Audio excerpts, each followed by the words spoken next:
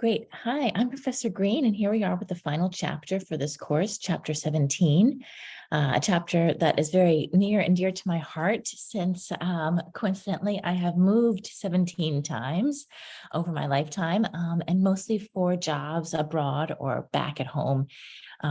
Where is home, right? But usually when I say home, I mean the United States. But I have lived in London and Switzerland and Germany and lots of different places that have allowed me to take advantage of global human resource management, which is what this chapter is all about. So let's get into it. The learning objectives here. We're going to summarize the strategic role. So again, how human resources is linked to the strategy of the firm, international business. We're going to identify the pros and cons of different approaches. So why you might want to have managers from abroad or not. Explain why managers might fail to thrive in foreign postings. This is a huge one. It's probably less likely than you think, or what you think is maybe that the manager itself can't do the job abroad, but that's actually not the case. It's more about his family that is there to support him, but is having a hard time doing that. We'll talk a lot about the spouses, how they get involved in overseas postings. We're going to recognize how management development and training programs can help increase the value of human capital in an international business firm. And I've had a lot of friends go into this area, help train managers for going abroad, help train them for coming home, which is a huge adjustment, something that I've experienced as well many times. Explain how and why performance appraisal systems might vary across nations, probably already pretty straightforward after studying many chapters in this course, right? We see that that payment schedules can be different in different cultures. Understand how and why compensation systems might vary across nations, and understand how organized labor can influence strategic choices in international business firms. So, because obviously there are unions in lots of different places of the world, such as France, that kind of hamper or inhibit foreigners from working there. So now we have the opening case of IBM. And ironically, my dad worked here in the 1980s. So during this transition, as IBM was moving from a very domestic US firm to an international firm, it's a long time, as you know, IT enterprise. After World War II, it followed a classic international pattern. Most activities conducted at the home office, with products sold overseas sales offices.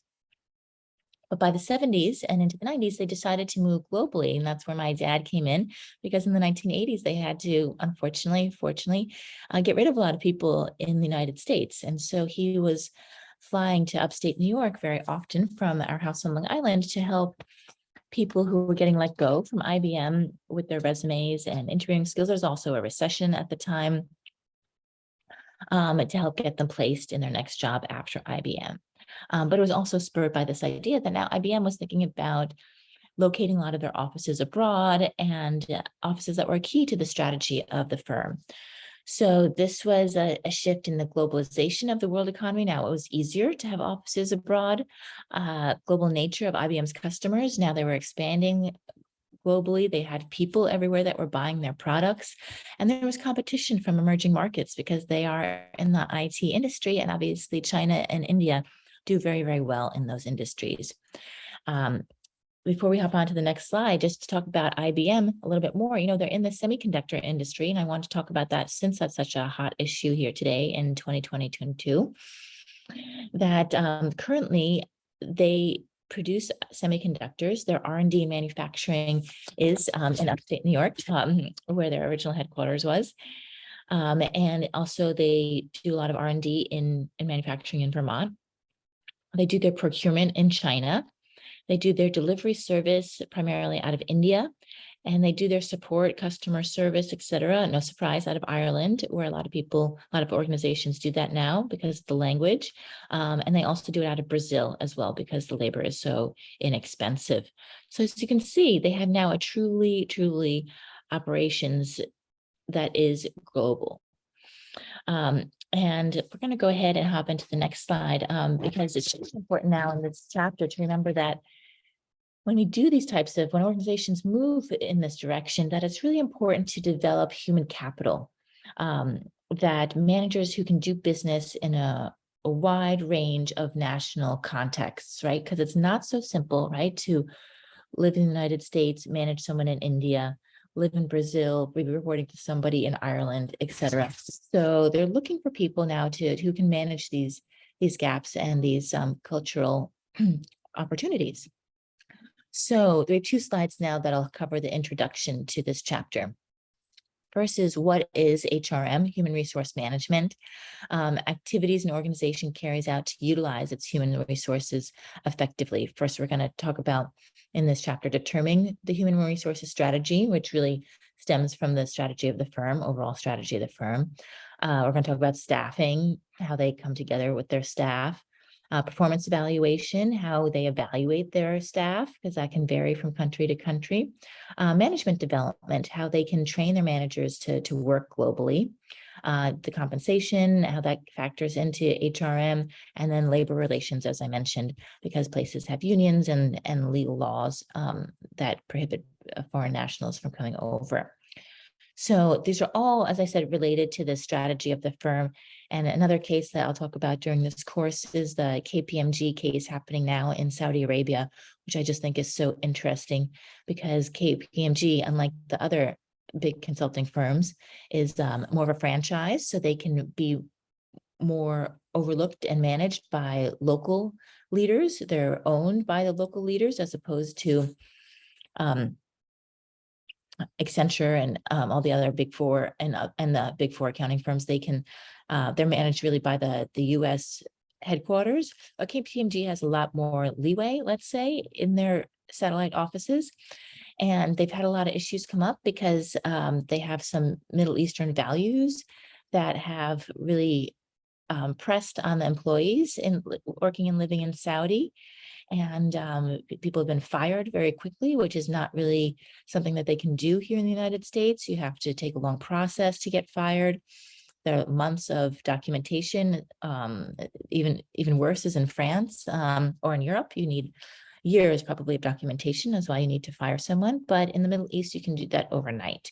And so it was really scary for those families who had moved abroad with KPMG to Saudi with their families. And now all of a sudden their job was at risk.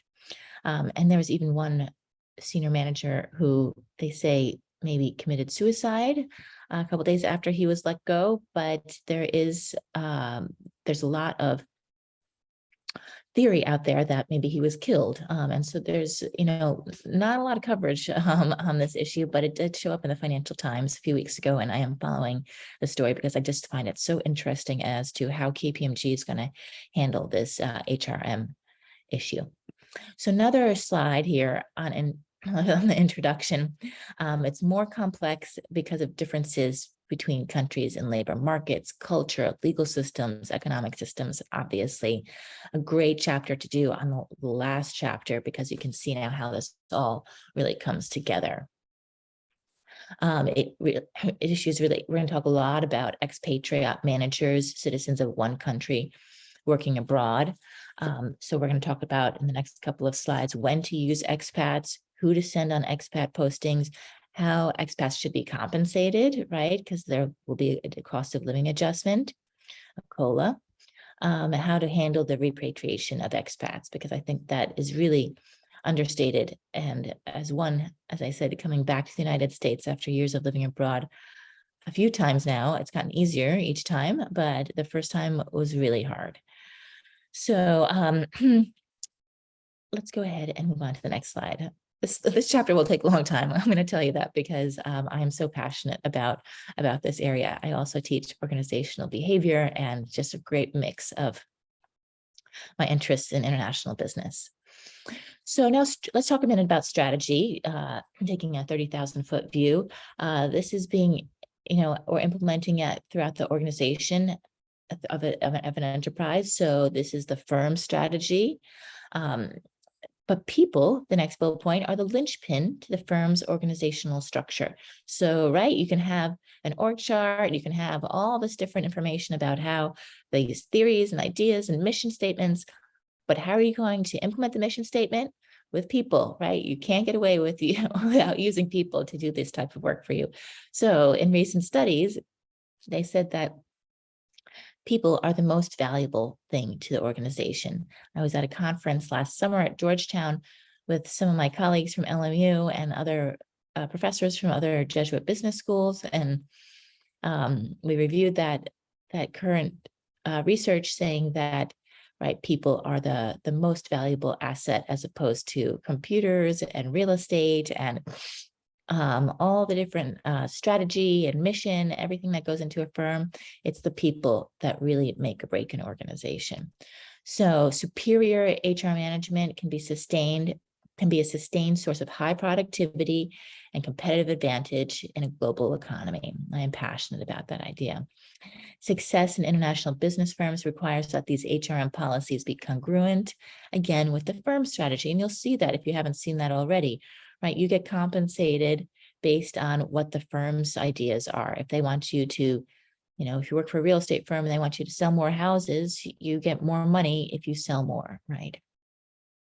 So, unfortunately, that the studies have also shown that there's a great place for improvement when we talk about implementing HRM policies, and especially when we talk about expats and integrating international offices. So here's a diagram of the role of human resources in shaping the organizational structure. You'll see that here HR is responsible for both the culture, the people, and the incentives and the controls, right? The culture is also affected by the processes, and the people also affect the processes, arrows going back and forth, and the structure. But that HR has a key role here in making sure that three of these vital things come together. So, staffing policy, one of our first main bullet points for this chapter. This is concerned with the selection of the employees for a particular job, right? Maybe you don't think so much about it, but I do. A lot of people do, right? I love interviewing. I love the idea of finding the right candidate for the role, selecting people with the right skills for a particular job, developing and promoting the corporate culture of the firm, the organization's norms and values. This is a key thing. The book talks about General Electric doing this, but really almost all firms do this. We just did this here at LMU. We just hired 3 new professors for next fall. And one of the key questions we ask are about their personal values and, will they fit into our Jesuit traditions? Will they understand what it means to work at a Catholic university? DEI, we talked about with a lot of the professors, all the professors. So we want to make sure that a strong corporate culture can help a firm implement its strategy, right? So we want to choose the correct professor that will help LMU implement their strategy. So there are 3 different types of staffing policies. An ethnocentric approach. We'll expect the next couple of slides talking about this. This is when I worked at Credit Suisse initially in 2008 or so. This is kind of how it worked. Key management positions were filled by the parent country nationals. So even though I worked in the New York office, most of the key managers were Swiss. They were expats coming over from Switzerland. This can lead to cultural myopia. That is where there's a hard time understanding the culture at the host country. And Mitsubishi had this issue because they had a sexual harassment claim in Illinois at one of their plants, because one of their factories, because the manager was Japanese and he treated a female employee in the way maybe the Japanese would, but that's not how female Americans are treated in the workplace. I have to say this happened at Credit Suisse too. I had a girlfriend, she was going on maternity leave in like 2009, and her boss came out, right, and asked her if she would be returning after maternity leave. And actually that here, it seems like an innocent question in many cultures because he wanted to plan ahead of time. But she was, very, she knew what he was trying to get to, and she understood, but she also said, he really can't ask her that, because here in the United States, you're not allowed to ask what a woman's plans or a father's plans are for after they take maternity leave, because that is illegal. That's too private of a question. So polycentric approach, this is where the host country nationals manage local subsidiaries and parent country nationals hold positions at the headquarters. So this is where they become the foreign offices become like little kingdoms, they call it. This happened at Unilever for a long time. I have a good friend who worked at Unilever, and a lot of friends who, after Thunderbird, they graduated and went to work for Unilever, and they just knew that if they were posted in an office in the UK, in Brazil, in India, they could really run their own show. They didn't necessarily have to report so much to what is happening in the headquarters here. And so that's just the way it worked. They've shifted that idea, because then Unilever kind of saw the cart running away with the horse and lost a lot of control over the quality of the products and different things. But that is sometimes a useful strategy, especially when a company is entering a new country initially. We'll look at a slide with a graph in a minute to go through the pros and cons of all of these policies. And the last one is the most common these days in 2022. Geocentric approach. This is finding the best people that are sought for the key jobs throughout the organization, regardless of nationality. Not always easy to implement, right? We're going to talk about that also in this chapter, because that it's, who is the right person, right? If they do well domestically at their job at home, they might not necessarily do abroad, because there's so many other things to combat. Do they have a global mindset? Does their spouse like going abroad, et cetera, et cetera? We'll get into these things. But the good news is that where I worked at Credit Suisse, it's very much of a geocentric approach right now. I have many American colleagues that now work in Switzerland, and and manage, Swiss people and people working Swiss working all the way around the abroad, but and Indians working throughout the organization as well. So it's really about moving towards this geocentric approach. And not only is it Credit Suisse, but it is IBM, Tata out of India, etc. So an ethnocentric approach, as I said, is compatible with an international strategy. So like if you're first going abroad, that you want these foreign offices really to have the strategy coming from the home office. So maybe that's exactly what Credit Suisse wanted. If you remember, Credit Suisse merged with First Boston initially when they came into the United States. And so they wanted to make sure that the U.S. offices really had the ideas and values and culture coming from Switzerland. Polycentric approach is compatible with a localization strategy. This is when an organization like Unilever was really trying to understand the local customs and desires and wants and needs of the customer. And then a geocentric approach is compatible with both global standardization and transnational strategies. So again, this is the more modern way of doing things these days. And here's a really nice chart of the three different approaches and the advantages and the disadvantages. So we're not saying that these two don't work for sure. There's definitely, there's a pro and a con to each. It's inexpensive to implement a polycentric. You can hire locally, and maybe that's what you need at that moment for your firm. But as we said, geocentric uses HR efficiently, helps build strong culture and informal management networks, which is great. Right, I have a friend, he worked for Credit Suisse in New York for a long time. He's American. Then he moved abroad for 6 or 7 years, maybe 4 or 5 years, let's say 5 years, to Zurich, and now he's back with Credit Suisse in New York, and he has this amazing network. To see him post on LinkedIn and know all these people that I know in Switzerland is just really cool. Right, but it can be expensive. I'm sure they paid a lot of money for my friend Chris to move back and forth. So expatriate managers. Okay, again, one of my huge passions, right? Why does an expat work or not work? So these ethnocentric and geocentric approaches, these last two, they rely heavily on managers moving abroad.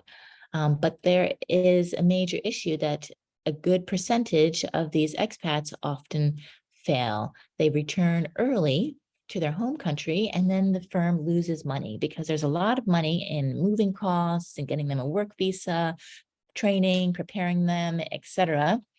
I can't imagine how much money Credit Suisse spent on my friend Chris moving abroad. And so they want to make sure that they're going to stay for a while. And he did, as I mentioned. It's a failure of the firm's selection policies to identify individuals who will not thrive abroad.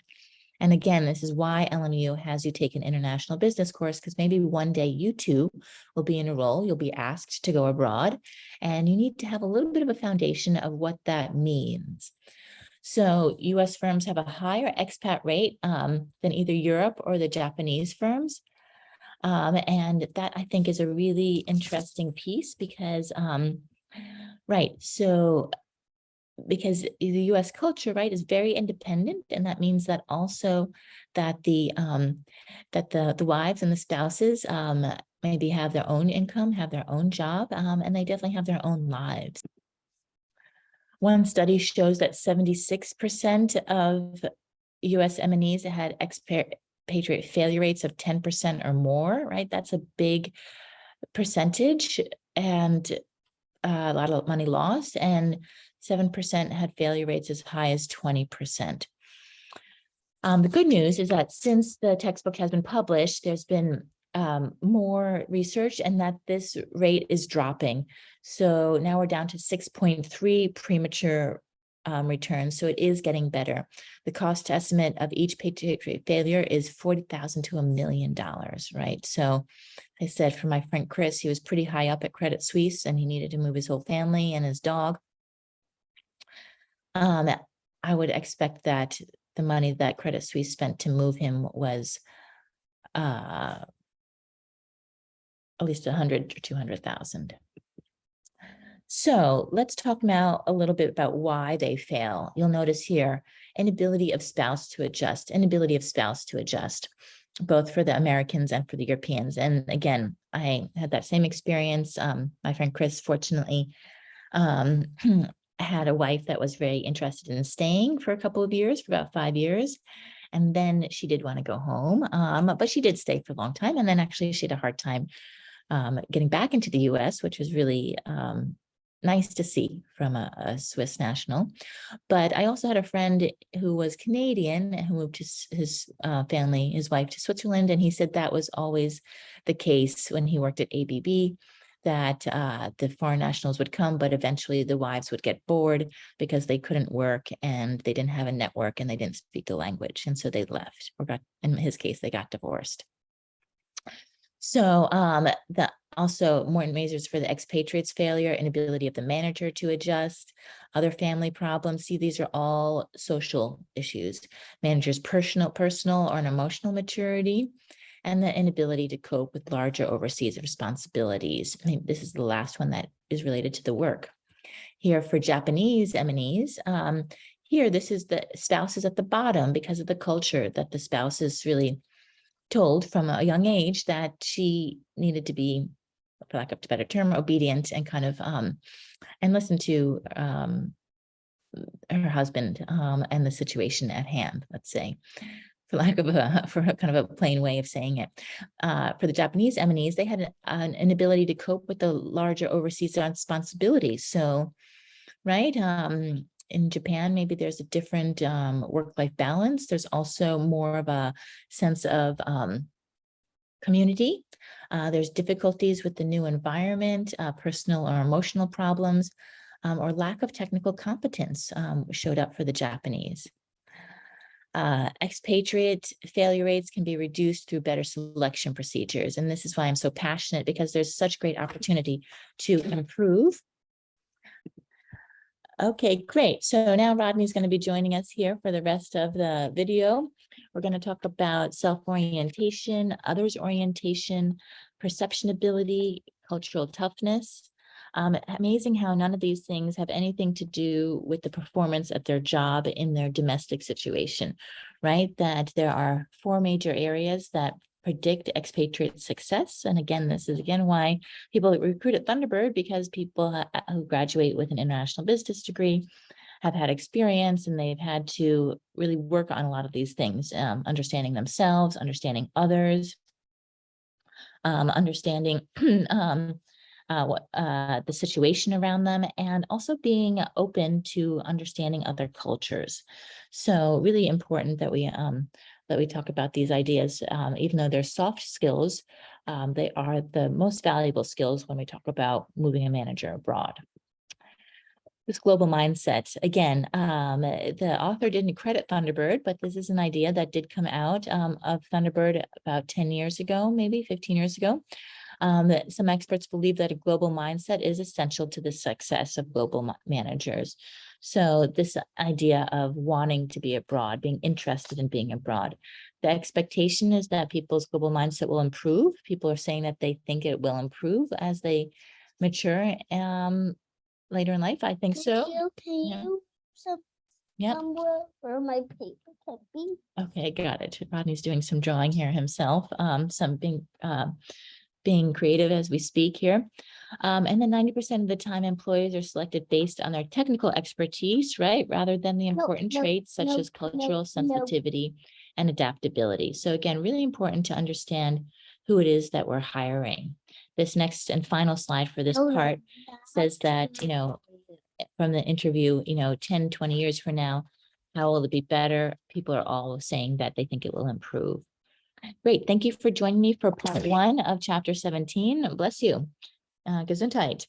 And I will see you again in a minute for chapter 17, part 2.